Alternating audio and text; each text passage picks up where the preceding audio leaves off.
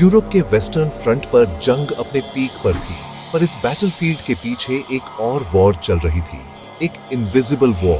British Indian army के अंदर एक सीक्रेट यूनिट थी जिसका नाम किसी रिकॉर्ड में कभी लिखा नहीं गया, यूनिट 731B। इस यूनिट के सोल्जर्स को एक कॉन्फिडेंशियल ऑर्डर मिला, डेस्टिनेशन अननोन, मिशन क्लासिफाइड। सिर्फ इतना लिखा था, ऑपरेशन एशेज के लिए आगे बढ़ो, सारे सबूत मिटा दो। किसी को नहीं पता था कि वो किस चीज को मिटाने जा रहे थे। रात के अंधेरों में एक पुरानी जर्मन फैसिलिटी के पास उनका कैंप सेट हुआ। 3 दिन तक कुछ नहीं हुआ। चौथी रात 3 बजे रेडियो पर एक शॉर्ट बर्स्ट आया, एक सिग्नल, बिल्कुल वैसा ही जैसा कॉर्पोरल आरव मेहता ने बर्मा फ्रंट पर सुना था। फ्रीक्वेंसी थी 7.3 मेगाहर्ट्ज। सिग्नल के बाद उन्होंने एक लाउड हमिंग साउंड सुना। ग्राउंड हल्की सी वाइब्रेट कर रही थी। सोर्स चेक करो।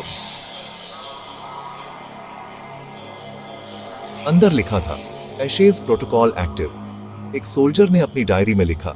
वहां रोशनी थी और फिर कुछ नहीं। अगली एंट्री उस डायरी में 1 हफ्ते बाद लिखी गई थी। मुझे उनके चेहरे याद नहीं आ रहे। मुझे लगता है हम यहां कभी थे ही नहीं।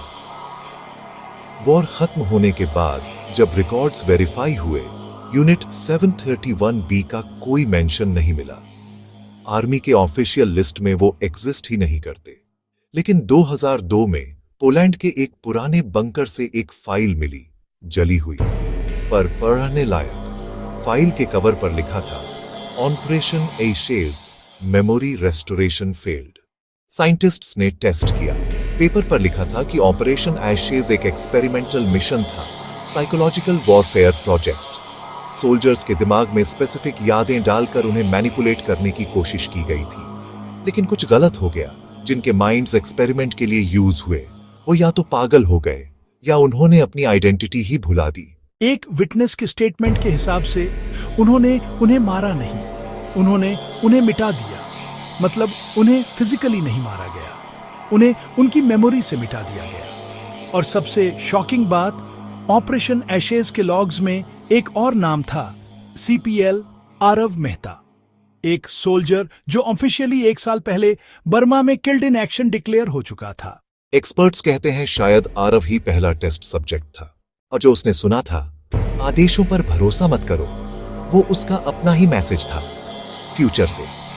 आज भी ऑपरेशन एशेज के डेटा फाइल्स क्लासिफाइड हैं, लेकिन एक डॉक्यूमेंट के कॉर्नर पे लिखा मिला, एशेज कभी खत्म नहीं होता। हर एक्सपेरिमेंट के बाद एक नया फाइल खुलता है, एक नया सब्जेक्ट चूज होता है। शायद इसीलिए 7.3 मेगाहर्ट्ज पर कभी-कभी अब भी वही सिग्नल सुनाई देता है। Same voice, same warning. आदेशों पर भरोसा मत करो। कुछ वॉर्स गनफायर से नहीं, मेमोरी से जीते जाते हैं, और ऑपरेशन एशेज उनमें से एक था।